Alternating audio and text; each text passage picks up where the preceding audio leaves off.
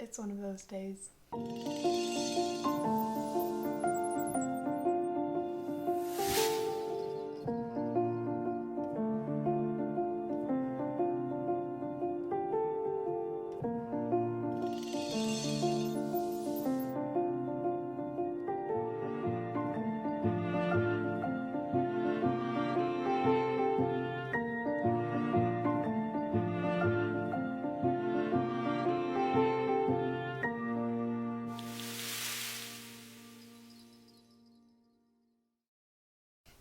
Hello and welcome to episode 15 of the Knitting Traditions podcast.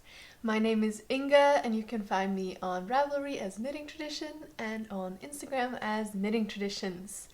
I'll put everything below in the description box about links to projects and where you can find me, etc. I'm mostly active on Instagram. Hi! If you're a new viewer, welcome. I hope you will enjoy this little chat about different knitting projects, the yarn choices, the needles, experiences with it, and maybe a sit in it with me section at the end. It is Thursday afternoon.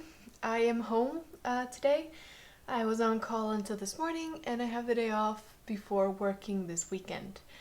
I'm a doctor living in Norway and working to sustain my hobby, which is knitting. And this is my last weekend here. I live pretty far into one of the fjords on the west coast of Norway. I've been working in a family doctor's office and mostly knitting on my free time with the whole restrictions going around society. But next week I am moving, so this might be the last episode in a couple of weeks' time until I get settled in my old apartment, which is also in one of the fjords on the west coast, so there will still be some nature footage in my podcast at the end. I am drinking a very large mug of Christmas coffee, trying to eat and drink myself out of this apartment.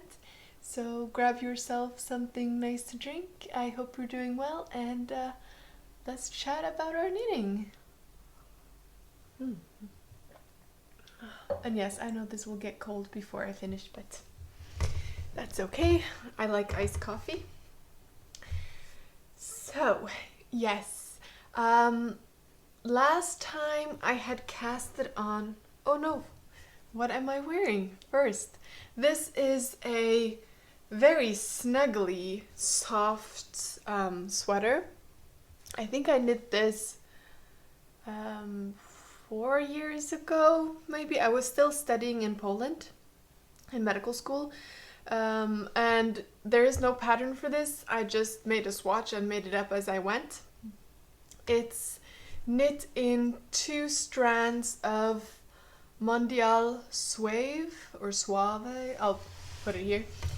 It's, let's see, I knit it with 2 strands held double, and it has an I-cord edging in the neck and also an I-cord on the bottom.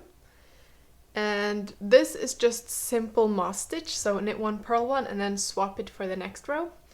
I made it knit in the round until I came here, then I split, I think, for the armholes. So I knit the front and back separately, back and forth, did some decreases for the neck, no idea at what rate, and then I picked up stitches and knit in this, which I think this is a false something. I think you knit and purl, and then on the other one round you just knit.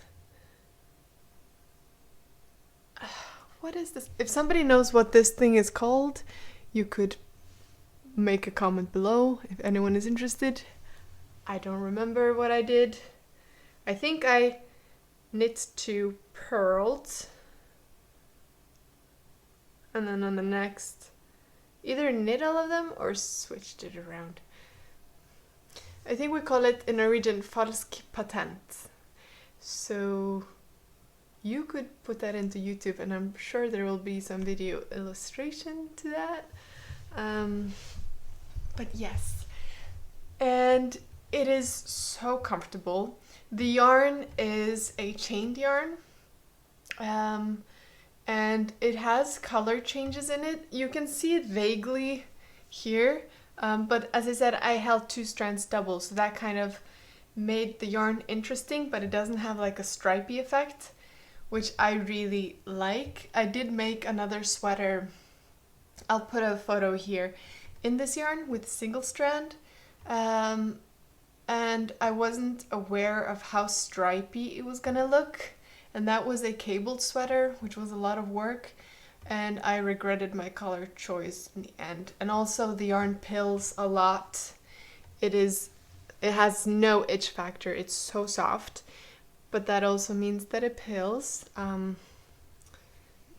It's hard to find something perfect. There's always like a little thing about the yarn that might be a little bit annoying, but this is one of those sweaters that is, you know, stay at home, put it on, be snuggly and comfy, and just, you know, feel cozy. And it definitely feels cozy. I don't mind that it pills. Of course, if it wasn't a sweater that pilled so much, I would wear it more out in public, because I do love the color, and it would be like a nice baggy chic sweater, but not with the pilling going on. But I do really like it, besides from that fact. And I had some other yarn in it because it was my local yarn store in Bergen, where my family lives. That's where they sold this yarn, and they sadly went bankrupt, so they had to close down their store. And this was on sale, so I really liked how soft it was. So I decided to get whatever they had left. So they had some yellows and whites, not enough for a sweater. So I made a striped one using, in one of the earlier episodes, I was talking about a knitting book that has lots of different patterns and techniques. A great book for both experienced knitters and beginner knitters. I know also that Vogue has one of these knitting books, and I just went in that book, tried some different patterning like baubles and lace, and did like a striped sweater. Not sure if I have a photo, but if I do, I'll put it here. I'm also trying to just go through all of the sweaters that I own, so for every episode I'll be wearing something new that you haven't seen, and then we'll see how many episodes that is in the end. And of course that's not including sweaters that I have gifted away, but I think we'll definitely get to episode 40 before I run out of sweaters to show you guys. So that's saying a lot for my love of knitting sweaters. What's your favorite garment to knit? Are you a sock person, a sweater person, headbands, pants? I really want to knit pants, so if you have a pants suggestion, let me know. I'm definitely a sweater person. I have gotten more into socks just because they are great gifts, and also I wear knitted socks every day. This is the ribbed socks that I made using Mors Held construction, and they are very warm and snuggly. However, I used the Fjord sokkegarn, which is non-superwash. It's wool and nylon from Hillesvåg, and it's very warm. However, I notice as much as I'm wearing these socks, even though they're 4x4 ribbing, they grew quite a bit, so they're quite loose on the foot. So they're more like indoor slippers than fitted socks. So I think next time if I use whatever I have left of that yarn to make another pair, I will go down 1 or even 2 sizes to make it more snug on the foot, because it's quite loose. This was 56 stitches, which is like the small size for the sport weight yarn, because I made these Moorshell pattern that you can knit with either fingering weight like this one, this is 64 stitches for the small egg, and then for the sport weight yarn it would be 56 stitches, and it has 3 sizes in each kind of yarn. But yeah, this yarn definitely stretched out a lot more than I thought it would, but that's okay. Most things are forgiven when it comes to my knitting and knitwear. I embrace the little faulty things. And I was also knitting on this pair of socks. I haven't woven in the ends yet, but this is also the same sock, just that I did a rounded toe because I was using up scraps. So I wanted to have a shorter toe than the Kitchener stitch method. So yeah, I used up 2 leftovers that I had from 2 different Oslo hats. So I had the brown one for a hat for me, and the charcoal gray that I made for a family member that I can't even remember when or who I made it for.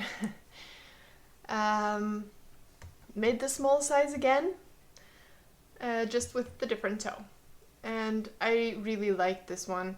Arwetta is a yarn by Filcolana that has nylon, and it is superwash. I don't really enjoy knitting with superwash, but they do come in lovely, lovely colors, and it's nice to use up my scraps. And it's very strange. These are the same, this is the same yarn, but they act very differently. The charcoal gray is a lot softer. It feels more like a non-superwash, whilst the brown is kind of harder and more, it has like that plasticky rubbery feeling when you're knitting with it, and it has, you can see the stitches a lot more, so if you knit unevenly that is more visible than with this one. I find that when you knit with more rustic wools and non-superwash, because they have those little scales of the woolen fibers sticking out, they bind to each other, and it kind of is more forgiving than knitting with fibers such as cotton and superwash yarns, because they're more slick, so it's more obvious if you knit a little bit more uneven. So I definitely noticed that there's a difference, even though it's the same yarn. And my cousin was also knitting the Oslo hat. She knit one in green that she gifted and one in beige, and there was a big difference. She knit them right after one another, same needle, same size, and the light colored one was a lot bigger and fluffier, so there was definitely a difference in the colorways, which is strange. But yes, definitely think I'm gonna keep these for myself. I was considering making them for like a man size, which is why I did the leg a bit longer than on the one I made before. So I made the leg longer, but I like the color so much that these are mine. And also, I ran out of gray. I couldn't have made them much longer. This is what I have left of the charcoal gray.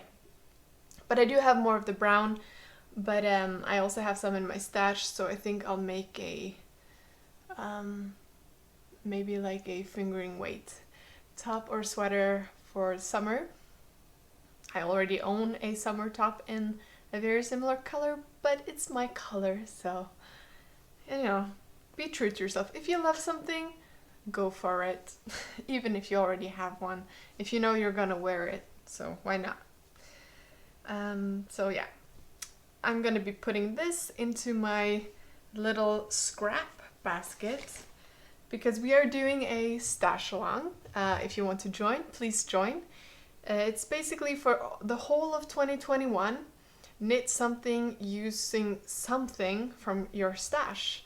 And you can post a finished photo on Ravelry in our Knitting Traditions group. There's a finished stash along thread, or you can use the stash along hashtag on Instagram, and throughout the year I will draw prizes from both places. So I got inspired myself. So I am keeping a lot of scraps in this basket that I got in Portugal. And I picked up some scraps from it and started a new project. And I have no idea if I will run out, but that doesn't matter, it's Scrappy socks. So the main color, this is the sock I started. The main color is this beigey color. This is not even one of my scraps. This was a leftover from one of my friends. She was cleaning out some of her stuff in the apartment and she had some scraps she didn't know what to do with. And it was quite a big one, almost a skein, I believe. I have no idea what it is because it didn't have a label, but it feels like it can be used for socks. Like it might have some nylon in it, or it might be superwash. I'm not sure. And then I had this little scrap, which is Malabrigo sock. It's like a dark gray, but with lighter gray areas. It's very cool toned. Let's see. Yeah, like that. This I have used in 2 projects already. I used it in a test knit that I did for Knit Love Wool. I think it was called the Arwetta sweater. If I'm wrong, I'll mention it here. It was used only for a small part of the color work, so I used it again in my Vertices Unite shawl, which I loved it in there. Color-wise, I hate knitting with it because it's really... I can feel that it's superwash. And no hate on people that like superwash.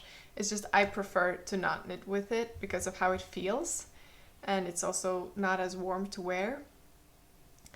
But you know how there's like certain sounds that make you cringe, like chalk on a chalkboard, or like some sort of a certain kind of snow when you step on it, and if you rub rubber against each other and it makes like a sound. Well, this makes that sound when I knit with it, unless my hands are completely dry. So if I have like a little bit of perspiration, it makes that sound and I don't enjoy it.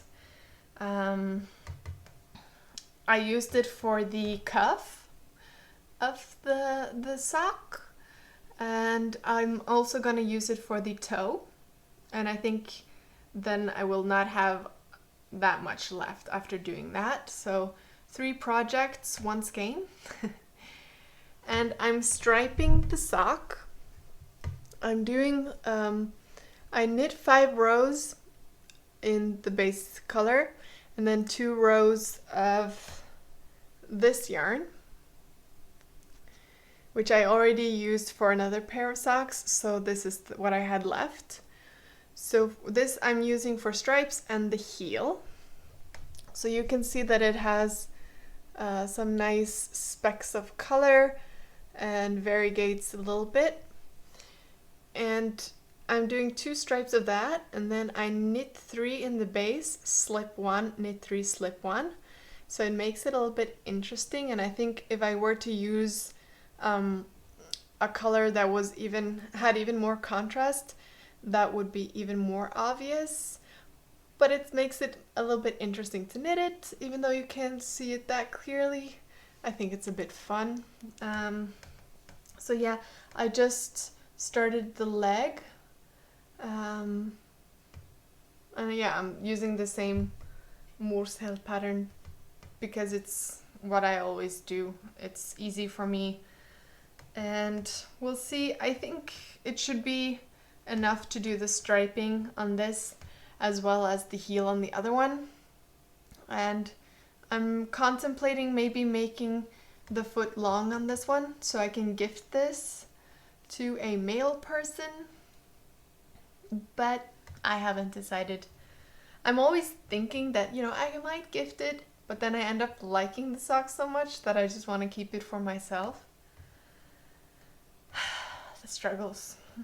And this yarn, if you like this, it's, let's see, it's a yarn that I got when I was in London, because I love going to local yarn stores whenever I'm traveling.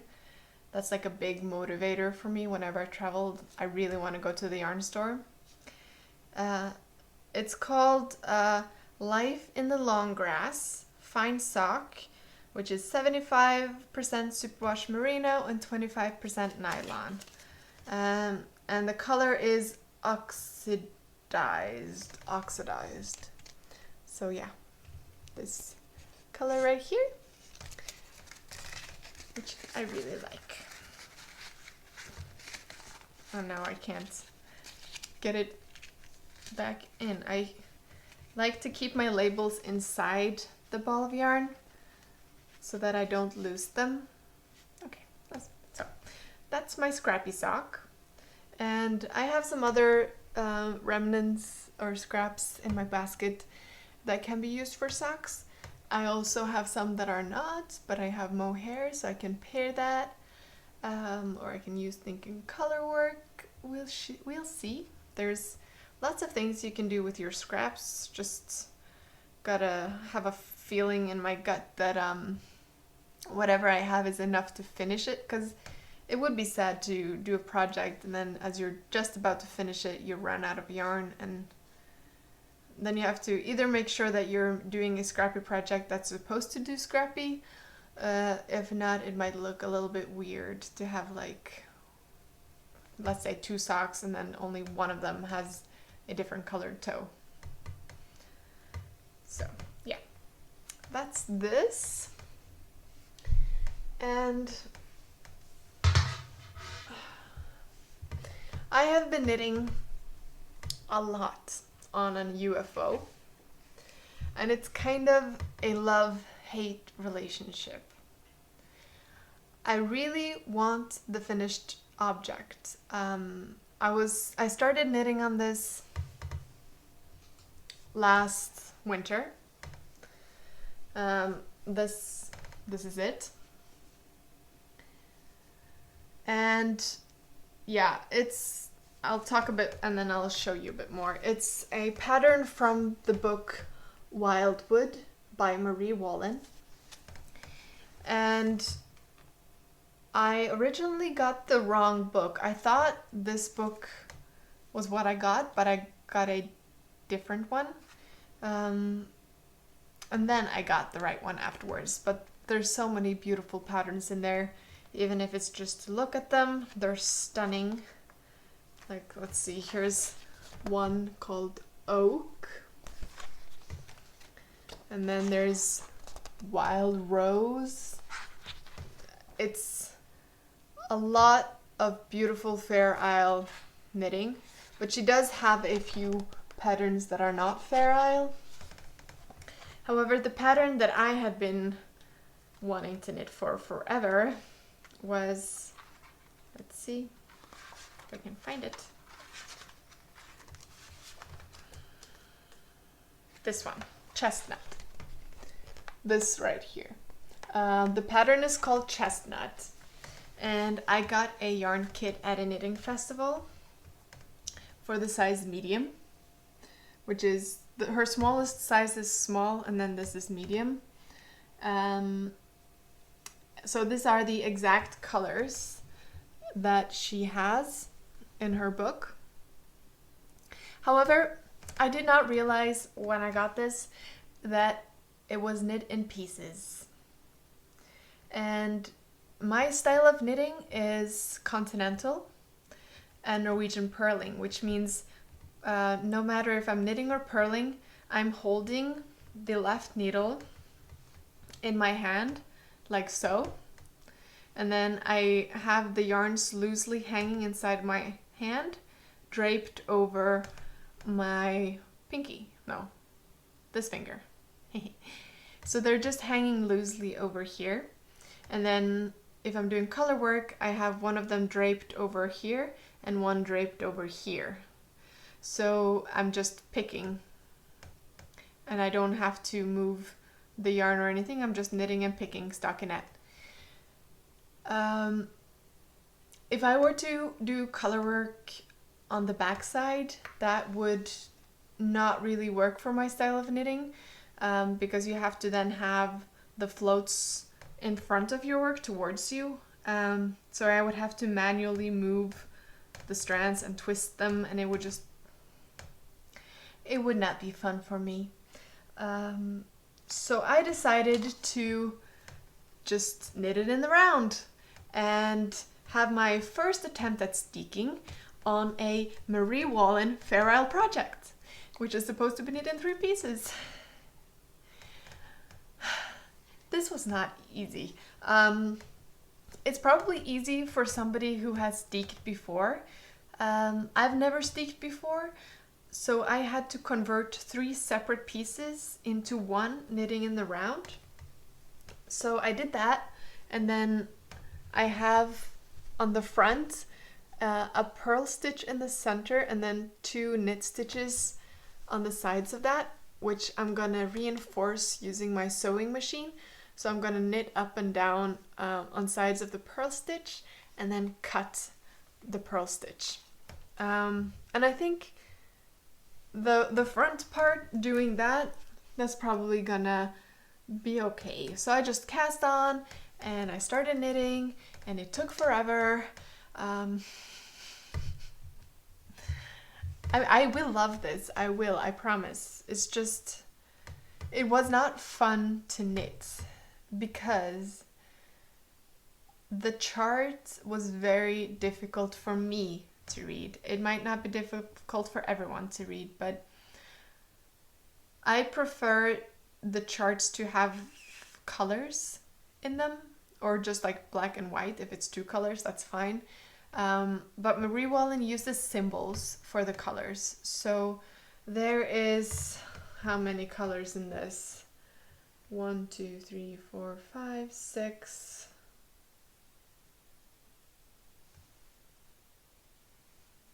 6? I think 1, 2, 3, 4, 5, 6. I think it's 7 or 8 colors in this. So that is 7 or 8 colors that you kind of need to memorize what color they symbolize. And also her chart is not 1 repeat, it's like 20 repeats and then all the way up. So it's like this humongous chart of symbols. And my brain doesn't let me just look at it and know what's going on. I'm looking at it and I have to like search which place in this huge chart I'm at, and then I need to look at what the symbol is representing, and it took me a lot of time and effort just to figure out like if it was 3, 2, 1, 4 or how many stitches in each color to do for a row. So I think I had knitted like 1 pattern repeat, this much, last winter, and then I realized that at some point I would have to figure out how to convert this into a steeking version for the armholes and shaping, and I just did not want to think anymore at that point, so I put it aside. And then it just became more and more difficult for me to pull this out again. And then I think last Friday I had a day with which I felt a little bit more awake, and I was like, you know what? I'm gonna take it out and I'm gonna start working again. And I had this repeat which has all of the colors, and I realized again why it was so difficult for me to get back into this. Because of the chart. But then I stopped looking at the chart and I started just reading my color work instead. So I would go down to the previous one and just kind of count white, brown stitches and just read my color work as a chart in its own. And that was a lot better to not have to look at. I'm just gonna show you quickly so you can't really see, but this is how a chart looks like. Yes, so yeah, so that went a lot better with the color work, and a lot of you had recommended different YouTube videos. I watched a few, and then I figured that, okay, I'm gonna pick this one method because there was a lot of different ways to do it. So when I got to the armhole shaping, where you're supposed to bind off several stitches and then do like 1, 2, or you know, do some decreases on each side on a certain amount of rows. So what I did is, when I got to that point, I just bound off however many stitches the pattern said, and then I cast on 9 stitches using the loop method. I cast on some stitches, and then those were my new steeking stitches for the armholes. So for the armholes I did knit 4, purl 1, knit 4. So these are the ones I will be sewing over and then cutting the purl stitch, and then you fold that to the inside of the armhole and it will look like this. And then sometimes you have to attach this on the inside either by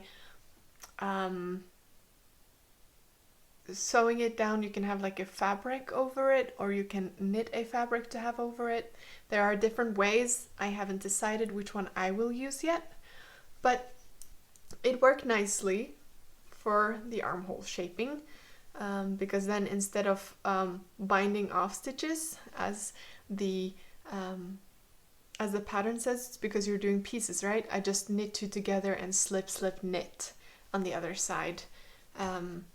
And the first and last stitch I always knit in like the background color, so it will be easier for me to see where kind of the border goes. However, I was knitting at this frantically, wanting to kind of just finish up the body while I still had in mind what I had figured out how to do. And then I didn't realize that you're supposed to do decreases on the neck before starting the shoulder decreases. I thought that was kind of at the same point, but that's my fault. I was reading the pattern incorrectly, but there was a lot to keep in mind with 3 different pieces now knit together as one in the round. I should have picked a different project for my first Steeking project, I do realize, but I do hope that I managed to fix this somehow so that it will look great. So if you see this yellow line here, that is where I was supposed to bind off. I did not realize that until I had gotten to like the top part of the green. That's where I realized that I should have bound off all the way down there. So I had 2 choices. I could rip back all of this color work right here, all of this color work, which would then have to be ripping back both front and back in all of that color work. That's a whole day of knitting, okay? I was not about to do that. So instead, I used some scrap yarn in a neon yellow, and I marked where I was supposed to have bound off. And what I'm going to do instead is I'm going to reinforce with my sewing machine above the yellow line, and then I will steek it. And I can always, you know, trim it down a bit so it doesn't have to be this big of a flap folded down. But yeah, I will reinforce it and then steek it, and it will be like this. I'm already steeking down the front anyway, and there will be a knitted border both here and on the front. So I don't think it's a big deal. I think it will be okay. I also continued having some extra stitches after I realized this on the sides, because then I figured if I'm steeking this part and having extra fabric here, I should have extra fabric all the way around the neck, so it's not bulky here and not here. That would look strange, I thought. So that's what I'm doing. We'll see how that goes. I finished the shoulder decreases, but I don't think I will sew them together until after I have steeked the sides. So now I only have the arms left and the neck border and the front for the button bands. And I am pretty sure that I will run out of yarn. I am using Marie Wallin's own yarn. Let's see if I can find one. It's British Breeds is what it's called. British Breeds. And it's a fine blend of wool spun in Devon from the Blueface Leicester, Exmoor, Wensleydale and Schwartz-Bless sheep breeds. They come in 25 grams.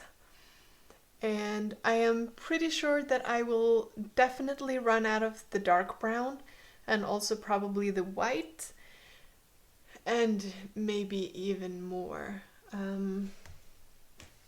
It's very soft yarn. It's very soft, and I steam blocked this inside out because for some reason my repeats have a very tight row gauge compared to hers, I believe, because in her version this stripe here is up here, so I almost have an extra repeat of the pattern compared to hers. I have the right gauge this way but not the row gauge. I am knitting it on 2.75 millimeter needles because my color work isn't tight. It's maybe even looser than my stockinette, if not the same. So I had to use 275 to get gauge, but my row gauge is tighter, so probably will need more yarn. So I'm hoping that the store that I bought the kit from still carries her yarn. If not, I will have to order online. But yes, I think this will be beautiful once I finish it, as long as I don't mess up the steeking. I still need to figure out how exactly I will choose to hide the steeks in the back. But yes, I will probably, since it's my first steeking project and I don't trust myself, reinforce it way more than needed. But that's just because I'm not gonna let all of this work and hours and frustration go to waste.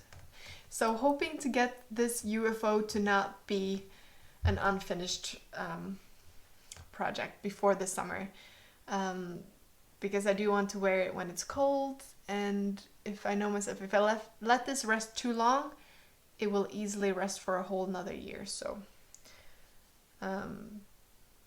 gonna try and continue working on this and figure out how much more yarn I need. So that was a lot about this sweater. I'm sorry. Have you ever had one of those UFOs that are just frustrating, but you also don't want to give up on them because you really want them? That's this for me. I don't think I'll be making any more cardigans by Marie Wallin that are knit in pieces. I might make her sweaters, or if she has some, I know she has some patterns that are supposed to be steeked. So that would probably be a lot easier than converting one of her pieced patterns into this, because she does have beautiful colorwork patterns and I love it and I really want it. Maybe once it's finished I'll just have it hanging on my wall like my monster piece that I finally got done. Yes, I think that's all I've been knitting on. That's a lot of knitting though, even though it's not as quantitative as usually. Oh, wait, no, I have one more. I have the dress that I was working on last time. It's a dress by Augustins. It's called, yes. It's called Augustins number 11. And let's see. I knit it with 2 strands of Hexa yarn by DSA. It's 100% alpaca yarn. It's one of those chain yarns, very soft. I'm expecting it to pill, but that's okay. And it will grow a lot, so I made the sleeves shorter. And I wouldn't have enough beige, so I did the I-cord edges in green, because I had 14 balls of beige and 6 of green. So I did the I-cord edges in that, and then I marled the 2 strands for the skirt, hoping that I would have enough. And then I ran out of yarn. And do you know how far I got? I knit this far, and then I figured, okay, if I bind off now, it will be wearable. I might have wanted it to be a little bit longer, but I also think it will grow quite a bit with washing and wearing, because alpaca is quite a drapey fabric and it tends to grow. So I bound off, did the I-cord, and then when I had this much left, which is probably 1/5 left of the skirt, I ran out. Not only of the green, I had already run out of the beige. So this is what I have left of this gigantic skirt. This is what I have left to bind off. And I don't want to rip back, because then I think the skirt will be too short, even if it's just like a row or 2 back. So what I'm gonna do is I'm gonna get 1 more ball of the green to finish the I-cord ribbing, and then I can start wearing this dress. And it's gonna be the most comfy, soft dress. It's quite heavy. It's how will that be? 20 balls of 50 grams. So it's 1 kilo? Could that be right? It's quite heavy.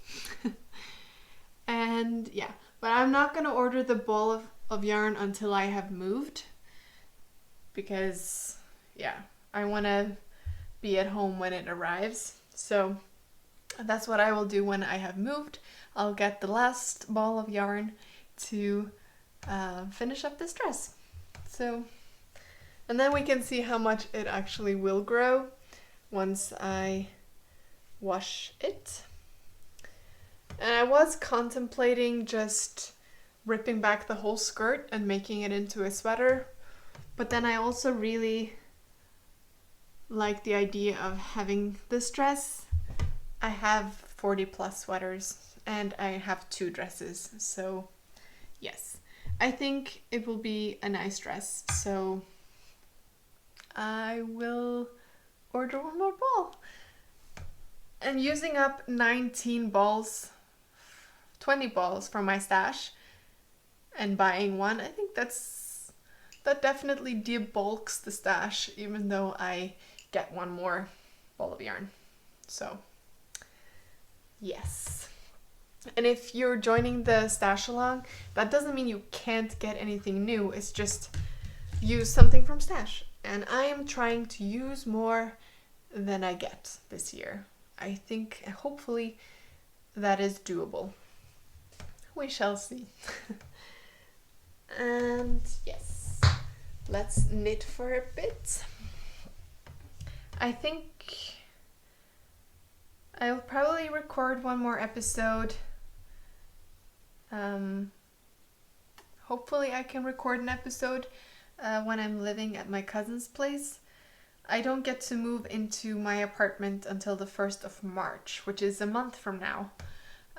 So I hope I can record at her place, even if it will be just a random corner of her apartment. I hope I get to record, so it's not a month until next time. But if it takes a bit before you get another episode from me, then you know why. And yes, I'm looking forward to getting settled in the new place. I'm starting the new job as a pediatrician on the 17th of February. So I will be living out of my suitcase for a while. But that's okay. I'm looking forward to getting settled though. Moving is always stressful. And also, if you haven't joined, we have another knit-along which ends at the end of February. So there's still time. It's a rustic knit-along, so basically make whatever you want, big or small. Whips are allowed, using some yarn that is non-superwash and 100% natural fiber, so animal or plant fiber. And also I forgot to say, the stash along, that means you use something that is older than 2021, but you can make whatever you want. And the whole garment doesn't need to be from stash, just as long as you use something from stash, that is allowed. So we can also give some love to our tiny scraps as well. So how are you guys?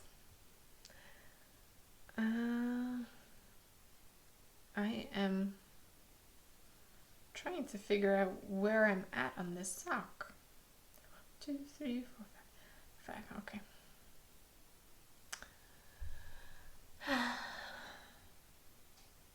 I am gonna miss this view. A lot of people have been asking if I can show what it looks like outside. In the intro video where there's the cows and the horses, that is literally right outside the window here. This might make a bit of noise, but I can try and show you. So this is outside. I have like a little bit of furniture there, and the cows are there in the summer, and the horses are back there. And then I'm in here.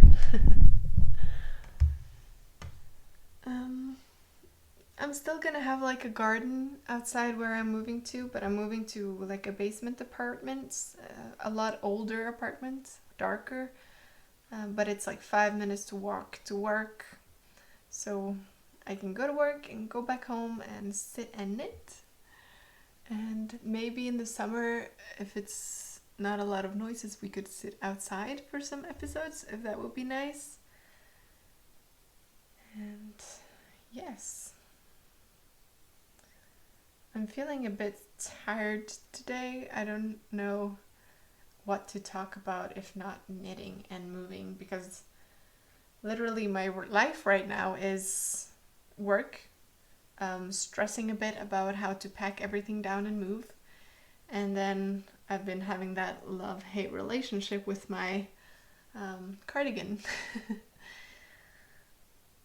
But I think, yeah, now that I've finished the worst part, I can just make the sleeves, and that will be less stressful, and I can still just use the body as the chart, so I don't have to look at all those symbols and feel frustrated.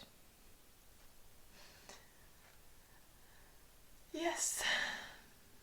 Yeah, so I asked what your favorite garment is. I would love to know. It's interesting to see what kind of knitters people are. I think people definitely have a preference for what they enjoy knitting the most. I think the reason that I love sweaters so much is because I wear them a lot. I like wearing my knitted sweaters, and that's the same reason I knit socks, is I like to wear them, and they're more portable projects to take on the go, while sweaters, once you have knitted on it for a bit, they get quite big and not as easy to transport. So yeah. Now, okay, so now I've knitted 5 rows. 1, 2, 3, 4, 5. Are you knitting on something fun? I have to break the yarn because I didn't plan so well where I was doing my heel. I'm usually too lazy to get my scissor out to cut the yarn, so I just break it. Some yarns are easier to break than others though, definitely. There we go. So now I've knitted 5 rounds with the basic color, the beige, and now 2 rows of the... Can you hear that sound when I'm using the superwash sock yarn? The colors are stunning though, so every yarn has its good and bad properties, I guess. Yeah. On the Knitflix section, I've been watching Hannibal. There are 3 seasons and I'm now on the 3rd season because I like to watch it when I knit. Don't like to watch that show when I'm eating, however. Hannibal is a show about a guy who's a cannibal. So he eats people. So it's a bit weird to eat food as I'm watching him eat people. However, he does do it in a beautiful way. So it's not as disgusting of a show as a cannibalistic show could be. It's very well presented, if you can say that. But I understand if it's not for everyone. It's, yeah, not everyone enjoys that kind of thing. I do, however, enjoy most TV shows. I'm not sensitive to blood and gore. I do like action shows and very mostly like action adventures, so Game of Thrones, Vikings, Outlander, those kind of shows. But Hannibal is really well made, so I do like that one. And then I've been watching some podcasts. I've been watching Fiber Tales. She had a new episode out and she's doing a 21% sale for this whole month, so I indulged myself and got like 5 patterns from her. I've knitted one of her shawls before and her Lumi socks, and I just think everything she makes is beautiful, so looking forward to making some of those patterns that I bought. And I've been watching some other podcasts, a lot of different podcasts. So I think on my YouTube channel I have made it public so that you can see what I'm subscribed to. So I'm subscribed to probably 20 or 30 different knitting podcasts. So if you are looking for some inspiration, you can see what I'm subscribed to, and maybe you'll find some hidden gems in there. It's anything from people with 30 subscribers to 13,000 subscribers, so there's a wide variety. I just love finding new knitting podcasts because I love sitting and sharing in the love of knitting and getting inspiration. And also I feel like when I watch a knitting podcast, I just relax and calm down and forget about whatever else is happening in the world and in life around me. And it's just like a little peaceful moment where I'm bonding with somebody over knitting that doesn't necessarily know that I'm bonding with them. But I think it's a really nice community that we have. So I enjoy it a lot. Yeah. What are your favorite knitting podcasts? If you have like one that's like your favorite podcast, please let me know below, and I will check them out if I haven't already subscribed to them. And on that note, I think I will go outside with my dog because it's beautiful outside, and enjoy the day while this video is getting edited. and I will see you guys soon. And have a wonderful, wonderful weekend and week ahead, and stay knitting. Bye.